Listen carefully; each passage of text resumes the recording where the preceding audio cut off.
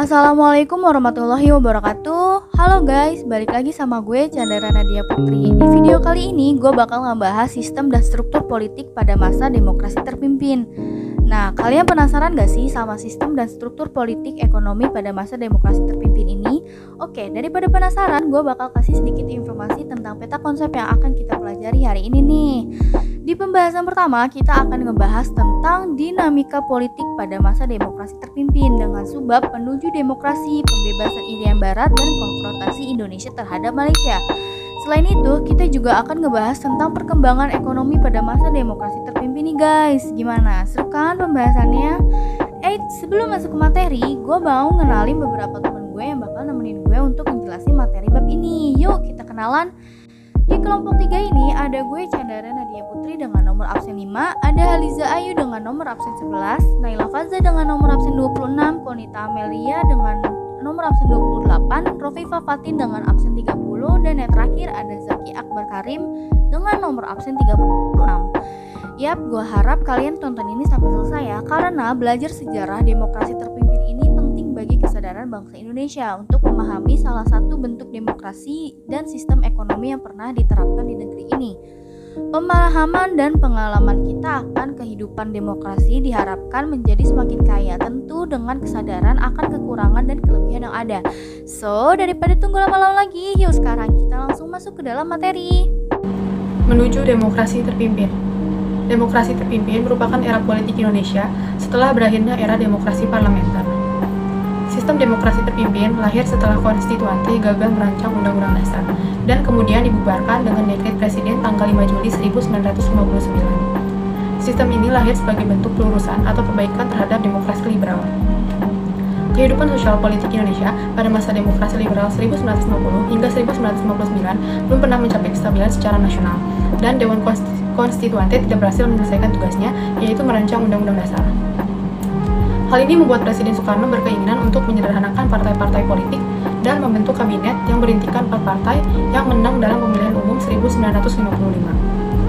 Pada tanggal 21 Februari 1957, Soekarno di hadapan para tokoh politik dan tokoh militer menawarkan konsepsinya untuk menyelesaikan dan mengatasi krisis-krisis kewibawaan pemerintah. Dalam konsepsinya, Presiden Soekarno menghendaki dibentuknya kabinet berkaki 4 yang anggotanya terdiri dari wakil-wakil TNI, Masyumi, NU, dan PKI. Selain itu, Presiden Soekarno juga menghendaki dibentuknya Dewan Nasional yang anggotanya terdiri dari golongan fungsional di dalam masyarakat. Beliau juga menekankan bahwa demokrasi liberal merupakan demokrasi impor yang tidak sesuai dengan jiwa dan semangat bangsa Indonesia. Demokrasi yang sesuai dengan kepribadian bangsa Indonesia yaitu demokrasi terpimpin. Upaya untuk menuju demokrasi terpimpin telah dirintis oleh Presiden Soekarno sebelum dikeluarkannya dekret Presiden 5 Juli 1959 adalah sebagai berikut. 1. Pembentukan Dewan Nasional pada 6 Mei 1957. Sejak saat itu, Presiden Soekarno mencoba mengganti sistem demokrasi parlementer yang membuat pemerintahan tidak stabil dengan demokrasi terpimpin. Melalui Panitia Perumus Dewan Nasional, dibahas mengenai usulan kembali ke UUD 1945. Akhirnya Presiden Soekarno menyetujui usulan tersebut. Kedua, mengeluarkan keputusan pada tanggal 19 Februari 1959 tentang pelaksanaan demokrasi terpimpin dalam rangka kembali ke UUD 1945. 3. Larangan bagi kegiatan politik. Kepala Staf Angkatan Darat selaku penguasa perang pusat, Ahana Sution, atas nama pemerintah mengeluarkan larangan bagi semua kegiatan politik yang berlaku mulai tanggal 3 Juli 1959 pukul 6 pagi. 4. Pertemuan untuk mencapai kesepakatan. Pertemuan ini telah menyepakati untuk mengambil langkah untuk melakukannya melalui dekret Presiden. Dengan berlakunya UUD 1945 dan demokrasi terpimpin, Presiden Soekarno langsung memimpin pemerintah dan segera mengambil kebijakan-kebijakan sebagai berikut. 1. Kabinet Kerja. 2. Dewan Pertimbangan Agung sementara DPAS. 3. Ideologi demokrasi terpimpin. 4. Majelis Permusyawaratan Rakyat sementara MPRS. 5. DPR Gotong Royong DPR GR. 6. Front Nasional. 7. Pengintegrasian lembaga-lembaga tinggi dengan eksekutif. 8. Musyawarah Pembantu Pimpinan Revolusi MPPR. Perjuangan pembebasan Irian Barat. Kekayaan alam yang berlimpah di daerah timur Indonesia menjadi daya tarik bagi Belanda untuk menguasainya. Diperlukan perjuangan tidak mudah untuk menarik Irian Barat atau saat ini lebih dikenal dengan nama Papua Barat untuk bergabung menjadi bagian negara kedaulatan Republik Indonesia (NKRI). Perjuangan yang dilakukan pemerintah Indonesia demi membebaskan Irian Barat dilakukan dengan berbagai upaya, baik dalam bentuk diplomasi, politik, ekonomi, bahkan dengan menggunakan senjata. Upaya yang dilakukan pertama yaitu perjuangan melalui diplomasi. Salah satu jalan yang dianggap tidak akan memakan korban jiwa akibat pecahnya konflik bersenjata di antara kedua belah pihak adalah melalui jalan diplomasi. Di mana sesuai dengan isi kesepakatan dalam konferensi meja bundar sebenarnya telah dinyatakan bahwa Kerajaan Belanda akan menyerahkan kedaulatan wilayah Irian Barat kepada Republik Indonesia pada akhir 1950 dengan tidak bersyarat dan tidak dapat dicabut. Namun hal tersebut tidak berjalan dengan mulus karena Belanda nampaknya tidak mematuhi isi perjanjian konferensi meja bundar tersebut. Sehingga bangsa Indonesia berusaha keras merebut Irian Barat dari Belanda dengan jalan membawa permasalahan ini ke persatuan bangsa-bangsa. Hal ini tentu saja memicu pemerintah Indonesia untuk bertindak lebih lanjut. Di mana pada tanggal 17 Agustus 1960, Indonesia memutuskan hubungan diplomatik dengan pemerintah Belanda. Yang kedua yaitu perjuangan melalui ekonomi dan politik. Di samping itu, jalan yang ditempuh pemerintah Indonesia untuk merebut Irian Barat lewat bidang ekonomi, di mana bentuk konfrontasi yang dilakukan antara lain nasionalisasi di Javaanse Bank menjadi Bank Indonesia pada tahun 1951, melarang maskapai penerbangan Belanda melakukan aktivitasnya di wilayah Indonesia, melarang beredarnya terbitan berbahasa Belanda, pemogokan buruh pada perusahaan Belanda, semua perwakilan konsuler Belanda di Indonesia dihentikan, dan nasionalisasi secara sepihak terhadap perusahaan-perusahaan Belanda di Indonesia. Sedangkan jalan lewat politik, pemerintah Indonesia secara sepihak membatalkan hasil KMB dan mengesahkan kekuasaannya atas Irian Barat. Maka pada 17 Agustus 1956, pemerintah Indonesia membentuk Provinsi Irian Barat dengan ibu kotanya Swasiu. Yang ketiga, perjuangan dengan konfrontasi bersenjata. Perjuangan dengan jalan diplomasi, politik maupun ekonomi ternyata belum berhasil mengusir penjajah dari kawasan timur Indonesia ini. Sehingga bangsa Indonesia mencoba alternatif lainnya dengan konfrontasi bersenjata. Terjadi beberapa peristiwa dalam konfrontasi bersenjata ini guna penyelesaian konflik Indonesia-Belanda, antara lain Operasi Trikora, Operasi Komando Mandala, Operasi Banteng di Kaimana Fakfak, Operasi Serigala di Teminabuan dan juga Sorong, Operasi Naga di Merauke dan juga Kaimana. Indonesia-Malaysia. Konfrontasi itu dilatar belakangi pada pertengahan abad ke-18. Tanah Malaysia memang sudah dikuasai oleh Inggris, sampai akhirnya Inggris memutuskan memberi kemerdekaan kepada Malaysia pada 18 Februari 1956. 5 tahun berselang, pada tahun 1961 terdapat rencana pembentukan Negara Federasi Malaysia. Rencananya Malaysia akan terbentuk dari Persekutuan Tanah Melayu, Singapura, Sarawak, Brunei, dan Sabah. Namun rencana tersebut ditentang oleh Presiden Soekarno. Ia berpendapat bahwa Malaysia hanya menjadi boneka Inggris yang nantinya akan mengancam kemerdekaan Indonesia. Selain Indonesia, Filipina juga menolak berdirinya Negara Federasi Malaysia. Filipina juga mengklaim atas Sabah karena daerah itu memiliki hubungan sejarah dengan Filipina melalui Kesultanan Sulu. Akibat adanya pertentangan tersebut, timbul konfrontasi Indonesia-Malaysia. Perkembangan Indonesia mengupayakan diplomasi untuk menyelesaikan masalah dengan Malaysia. Pada 31 Mei 1963, Presiden Soekarno bertemu dengan Perdana Menteri Malaysia Tuanku Abdul Rahman di Tokyo, Jepang. Pertemuan tersebut kemudian berlanjut lewat konferensi tingkat Menteri Luar Negeri di Manila, Filipina pada 7 sampai 11 Juni 1963. Melalui pertemuan tersebut, Filipina dan Indonesia resmi menyetujui untuk menerima pembentukan Negara Federasi Malaysia. Namun pada 16 September, Malaysia justru melihat pembentukan federasi ini akan memberikan masalah dalam negeri. Presiden Soekarno pun melihat tindakan Malaysia ini menjadi sebuah bentuk pelanggaran dan sebagai bukti kolonialisme dan imperialisme Inggris. Kemarahan Malaysia. Setelah Indonesia dan Filipina menyetujui pembentukan negara federasi Malaysia, PM Tuan Abdul Rahman justru menandatangani pembentukan negara tersebut dengan Inggris. Naskah itu ditandatangani di London pada 9 Juli 1963, di mana dalam naskah tersebut disebutkan Negara Federasi Malaysia akan dibentuk pada 31 Agustus 1963. Tindakan pelanggaran Malaysia ini kemudian berlanjut dengan pertemuan puncak konferensi tingkat tinggi di Manila pada pertengahan Juli 1963. Melalui pertemuan tersebut dihasilkan 3 dokumen penting, yaitu Deklarasi Manila, Persetujuan Manila, dan Komunike Bersama. Kemudian pada 17 September 1963 muncul konflik baru, yaitu aksi unjuk rasa juga dilakukan oleh para demonstrasi anti-Indonesia di Kuala Lumpur. Kemarahan demonstran memuncak setelah Presiden Soekarno melancarkan konfrontasi terhadap Malaysia diikuti dengan serangan pasukan militer tidak resmi Indonesia terhadap Malaysia.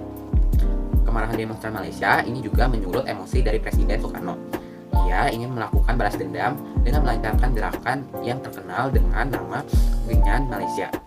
Pada 1964, Menteri Luar Negeri Indonesia, Subandrio, mengumumkan bahwa Indonesia mengambil sikap bermusuhan terhadap Malaysia.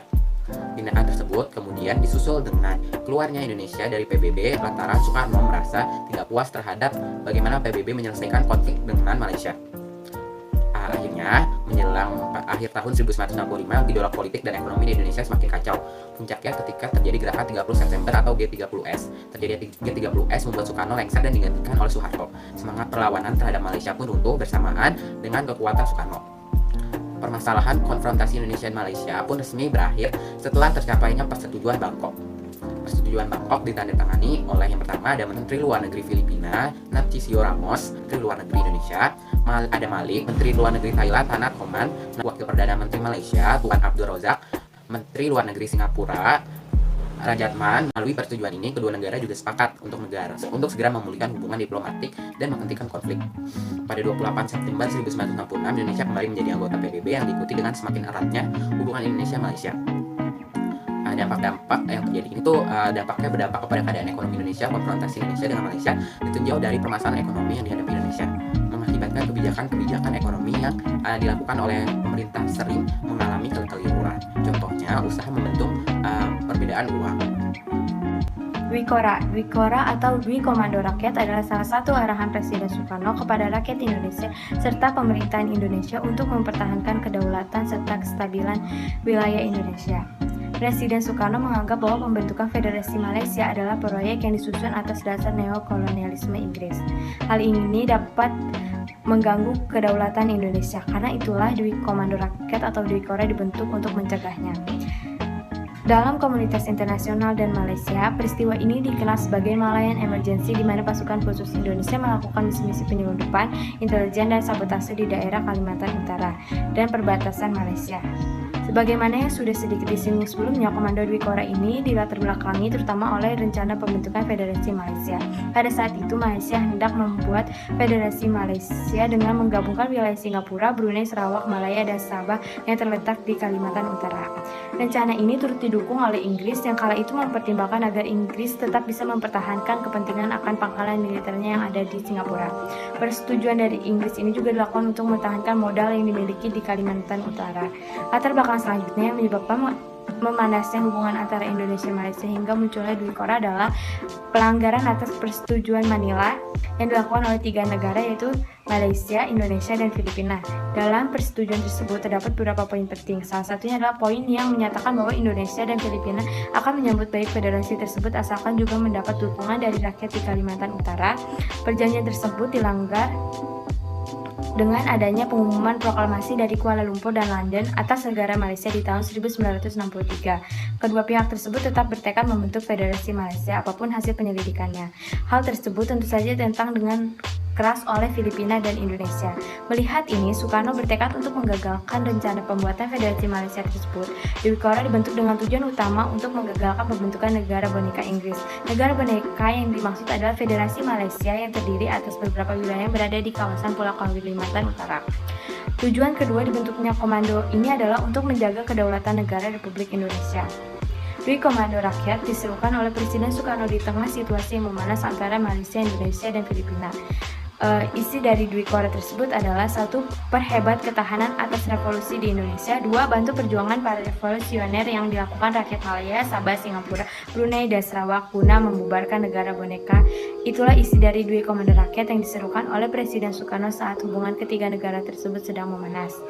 Presiden Soekarno sendiri menekankan bahwa komando ini bukanlah untuk melawan rakyat Malaysia, tetapi untuk melawan aktivitas neokolonialisme dan imperialisme Inggris Barat.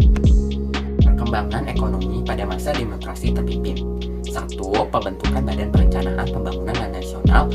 Upaya perkembangan ekonomi masa demokrasi terpimpin yang pertama ialah membentuk Badan Perencanaan Pembangunan Nasional untuk melaksanakan pembangunan ekonomi di bawah Kabinet karya, maka dibentuklah Dewan Perancang Nasional atau Depernas pada tanggal 15 Agustus 1959 dipimpin oleh Muhammad Yamin dengan anggota berjumlah 50 orang. Tugas Depernas adalah mempersiapkan undang-undang pembangunan nasional yang berencana dan menilai penyelenggaraan pembangunan. Depernas memiliki anggota sebanyak 50 orang. Organisasi ini memiliki beberapa tugas seperti melakukan penilaian dalam penyelenggaraan pembangunan dan melakukan persiapan terencana mengenai rancangan undang-undang pembangunan nasional. Hasil yang dicapai dalam waktu 1 tahun, Depernas berhasil menyusun rancangan dasar undang-undang pembangunan nasional sementara berencana tahapan tahun 1961 sampai 1969 yang disetujui oleh MPRS mengenai masalah pembangunan, terutama mengenai perencanaan dan pembangunan proyek dalam bidang industri dan prasarana tidak dapat berjalan dengan lancar sesuai harapan. Pada tahun 1963, Dewan Perancang Nasional atau Depernas diganti dengan nama Badan Perancang Pembangunan Nasional atau BPNAS yang dipimpin oleh Presiden Soekarno. Yang kedua, ada penurunan nilai uang. Upaya perkembangan ekonomi masa demokrasi terpimpin selanjutnya ialah melaksanakan pemotongan nilai uang. Berdasarkan Perpu Nomor 2 Tahun 1959 diberlakukan tanggal 25 Agustus 1959 merupakan dasar pemerintah dalam melakukan kebijakan Senering tersebut memiliki beberapa tugas seperti mengurangi jumlah uang yang beredar dalam masyarakat, melakukan peningkatan nilai rupiah dengan tujuan memakmurkan rakyat kecil dan melakukan pembendungan dalam hal inflasi yang tinggi. Tujuan dilakukannya devaluasi adalah yang pertama, guna membendung inflasi yang tetap tinggi. Yang kedua, untuk melakukan untuk mengurangi jumlah uang yang berada di masyarakat. Yang ketiga, meningkatkan nilai rupiah sehingga rakyat kecil tidak dirugikan. Maka pada tanggal 25 Agustus 1959, pemerintah mengumumkan keputusan yang mengenai penurunan nilai uang atau devaluasi, yaitu sebagai berikut. Yang pertama, uang kertas pecahan bernilai 500 menjadi 50. Yang kedua, uang kertas pecahan bernilai 1000 menjadi 100 perak. Yang ketiga, pembukaan semua simpanan di bank melebihi 25 perak. Upaya pemerintah ini tidak dapat mengubah perkembangan ekonomi masa demokrasi terpimpin menjadi lebih baik. Bahkan upaya tersebut tidak bisa mengurangi nilai kemerosotan ekonomi yang terjadi. Hal tersebut dikarenakan tidak semua pengusaha di negara Indonesia mematuhi ketentuan itu. Walau nilai keuangan sudah diturunkan, tetap saja rakyat tidak dapat membeli sembako, bahkan harga murah sekalipun, karena mereka tidak mempunyai uang. Pada tahun 1958, perusahaan dikuasai oleh Belanda dengan tidak disertai pengalaman dan manajemen. Selanjutnya, yang ketiga, ada konsep Juanda. Upaya perkembangan ekonomi masa demokrasi terpimpin selanjutnya ialah melaksanakan konsep Juanda. Pemerintah mulai memikirkan rakyat dengan memperlakukan usaha pembebasan Irian Barat dan penyelesaian kasus di Jawa Barat dengan cara rehabilitasi ekonomi. Pemikiran tersebut mulai direalisasikan setelah keamanan nasional mulai membaik dan pulih kembali. Sebelumnya, konsep ini diberi nama konsep rehabilitasi ekonomi yang diketuai oleh Menteri Pertama I.R. Juanda. Untuk hasil dari konsep tersebut diberi nama konsep Juanda. Sebelum terbitnya konsep ini, terdapat beberapa kritikan tajam dari PKI sehingga membuat konsep tersebut mati. PKI menganggap konsep Juanda terdapat kaitannya dengan perlibatan negara Amerika Serikat, Yugoslavia, dan negara revisionis. Selanjutnya di sini saya akan menjelaskan mengenai kesimpulan dari materi yang sudah kita bahas. Soekarno berpendapat bahwa sistem demokrasi terpimpin adalah jawaban terhadap kegagalan sistem demokrasi parlementer yang memunculkan pergolakan, pembangkangan, dan instabilitas politik. Pendapat Presiden Soekarno ini wujud ketidakpuasan terhadap sistem demokrasi yang dianut pemerintah masa demokrasi liberal. Dinamika politik yang terjadi pada masa demokrasi terpimpin antara lain diwarnai dengan tampilnya dua kekuatan politik di Indonesia yang saling bersaing, yaitu PKI dengan Angkatan Darat. Pada masa demokrasi terpimpin pula, Indonesia melakukan operasi militer untuk membebaskan Papua dari penjajahan Belanda atau nama lainnya Trikora. Selain itu, konfrontasi dengan Malaysia juga terjadi, atau dengan nama lainnya Dwikora. Kebijakan ekonomi yang dilakukan pada masa ini antara lain berupa pembentukan Dewan Perancang Nasional dan Deklarasi Ekonomi, dilakukan devaluasi mata uang, serta menciptakan ekonomi nasional yang bersifat demokratis dan bebas dari imperialisme dan mencapai kemajuan ekonomi.